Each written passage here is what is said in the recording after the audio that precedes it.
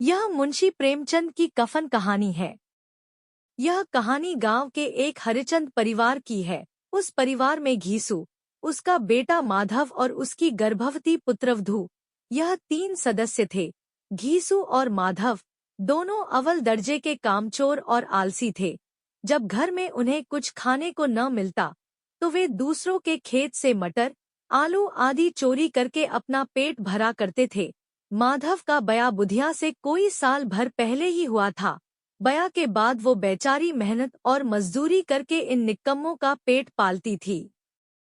एक सर्द रात दोनों बाप बेटे किसी के खेत से चुराए हुए आलू अपने झोपड़े के द्वार पर बुझे अलाव के सामने भुनकर खा रहे थे। उधर झोपड़े के अंदर गर्भवती बुधिया पीड़ा से तड़प रही थी।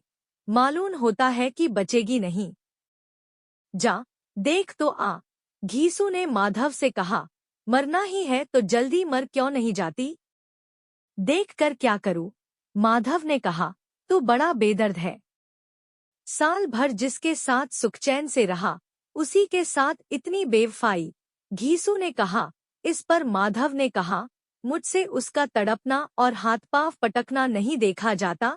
घीसू ने आलू निकालकर छीलते हुए कहा, जाकर देख तो क्या दशा है उसकी। माधव को भय था कि वह कोठरी में गया तो घीसू आलूओं का बड़ा भाग साफ कर देगा। दोनों जल्दी जल्दी आलूओं को आग से उठाकर खाने लगे। आलू खाकर दोनों ने पानी पिया और वही अलाव के सामने अपनी धोतियां ओढ़कर पांव पेट में डेल सो गए। सवेरे माधव ने कोठरी में जाकर देखा तो बुधिया मरी पड़ी थी। माधव भागा हुआ घीसू के पास गया और दोनों जोर जोर से छाती पीट कर रोने लगे। उनका रोना धोना सुन पड़ोसी उन्हें समझाने लगे। बाप बेटा रोते हुए गांव के जमींदार के पास गए। वो इन दोनों की सूरत से नफरत करता था। वो कई बार इन्हें चोरी करने के लिए और वादे पर काम न आने के लिए अपने हाथों से पीट चुका था। घीसू ने जमीन पर सिर रख और आंखों में आंसू भरे हुए कहा, सरकार, बड़ी विपत्ति में हूँ। माधव की घरवाली रात को गुजर गई। सरकार की दया होगी तो उसकी मिट्टी उठेगी। यूं तो बुलाने पर भी नहीं आता। आज जब जरूरत पड़ी तो आके खुशामद कर रहा है। जमींदार ने कुढ़ते हुए 2 रुपए निकाल कर फेंक दिए। जब जमींदार ने 2 रुपए दिए तो गांव के बनिए महाजनों को इंकार का सहस कैसे होता। 1 घंटे में घीसू के पास 5 रुपए की अच्छी रकम जमा हो गई। इस रकम से दोपहर को घीसू और माधव बाजार से कफन लाने गए। इधर लोग अर्थी के लिए बांस काटने लगे। बाजार में पहुंचकर घीसू बोला, लकड़ी तो उसे जलाने भर को मिल गई है, अब चलो कोई हल्का सा कफन ले लेते हैं। हाँ, लाश उठते उठते रात हो जाएगी। रात में कफन कौन देखता है? माधव बोला। दोनों बाजार में इधर उधर घूमते रहे। पूरा दिन बीत जाने के बाद दोनों आंखों आंखों में इशारेबाजी करते हुए शराबखाने पर पहुंच गए। वहां से शराब की बोतल खरीदी और बरामदे में बैठकर शांतिपूर्वक पीने लगे। जल्द ही दोनों को सरूर हो गया। घीसू बोला, कफन लगाने से क्या मिलता, आखिर जल ही तो जाता। इस पर बेटे ने कहा, लेकिन लोगों को क्या जवाब देंगे? घीसू बोला, कह देंगे कि रुपए गुम गए, बहुत ढूंढा पर मिले नहीं। बड़ी अच्छी थी बेचारी, मरी भी तो खूब खिला पिला के। आधी बोतल से ज्यादा उड़ाने के बाद घीसू ने दुकान से 2 सेवपूरियां, चटनी, अचार और कलेजिया मंगवाई। माधव पूरा 1.5 रुपया खर्च करके सामान ले आया। अब सिर्फ थोड़े से ही पैसे बचे थे। न जवाबदेही का कोई लौव था न बदनामी की फिक्र। इस सब भावनाओं को इन्होंने बहुत पहले ही जीत लिए था।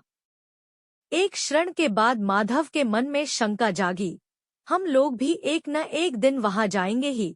अगर हम लोगों से पूछा कि हमने कफन क्यों नहीं दिया तो क्या कहेंगे? तू कैसे जानता है कि उसे कफन न मिलेगा? तू मुझको गधा समझता है? बहू को कफन जरूर मिलेगा और बहुत अच्छा मिलेगा। घीसू ने कहा, कौन देगा? रुपए तो तुमने चट कर दिए। वो तो मुझसे पूछेगी। उसकी मांग में सिंदूर तो मैंने डाला था। कौन देगा? बताते क्यों नहीं? माधव ने रोते हुए पूछा। वही लोग देंगे जिन्होंने अब की बार दिए, लेकिन इस बार रुपए हमारे हाथ न आएंगे, घीसू ने समझाया। यह दोनों बाप बेटे अब भी मजे लेकर चुस्कियां ले रहे थे। दोनों के भर पेट खाना खाने के बाद माधव ने बची हुई पूरियों का पत्तल उठाकर एक भिखारी को दे दिया, जो खड़ा इनकी ओर भूखी आंखों से देख रहा था। इस दान के आनंद का माधव ने अपने जीवन में पहली बार अनुभव किया। ले जा, खूब खा और आशीर्वाद दे। जिसकी कमाई है वो तो मर गई, मगर तेरा आशीर्वाद उसे जरूर पहुंचेगा, घीसू ने कहा। अचानक माधव बोला, बेचारी ने जिंदगी में बड़ा दुहक भोगा है, कितना दुहक झेलकर मरी है। माधव आंखों में हाथ रखकर रोने लगा। घीसू से समझाया, क्यों रोता है बेटा? खुश हो कि वो मायाजाल से मुक्त हो गई।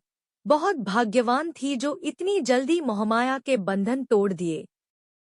पियक्कड़ों की आंखें इन पर लगी हुई थी और यह दोनों नशे में मदमस्त होकर वहीं गिर पड़े। और उधर गांव में बेचारी बुधिया की लाश का अंतिम संस्कार गांव वालों ने जैसे तैसे कर दिया।